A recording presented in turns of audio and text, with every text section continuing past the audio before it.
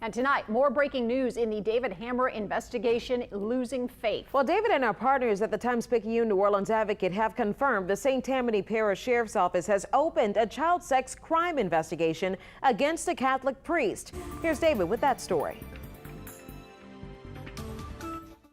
On October 1st, Archbishop Greg Amen said Father Patrick Watney self-reported that he had molested a minor in December 2013. When he informed us of the sexual abuse of a minor, which occurred in December 2013, I immediately moved him for ministry, reported it to civil authorities, and made a public announcement. What Amen didn't say, but our Losing Faith investigation soon discovered, was that Watney had already been forced out as chaplain at Pope John Paul II High School over the summer.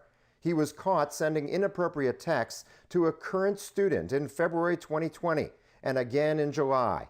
Amen said the texts weren't sexual in nature, so Watney remained an active priest. But then Watney was ordered to undergo a series of psychological exams and to make a 30-day retreat. At the conclusion of the psychological assessment, he admitted the sexual abuse of a minor. St. Tammany Parish Sheriff's Chief Deputy George Cox now says he believes that alleged abuse took place in his jurisdiction, and his detectives are investigating.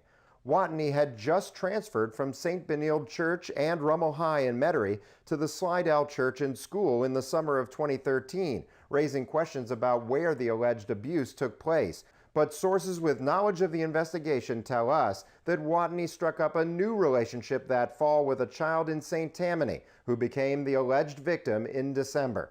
We must always pray for this victim and all victims of sexual abuse. More than 70 clergymen are on Amen's list of credibly accused, but only 2 were ever charged with a sex crime involving children, and neither one was convicted. David Hammer, Eyewitness News. The Archdiocese declined to comment on the criminal investigation. We reached out to Watney by phone last week, and he declined to comment. We called that same phone number today, and it has since been disconnected. You can read more about David's Losing Faith investigative series on our website.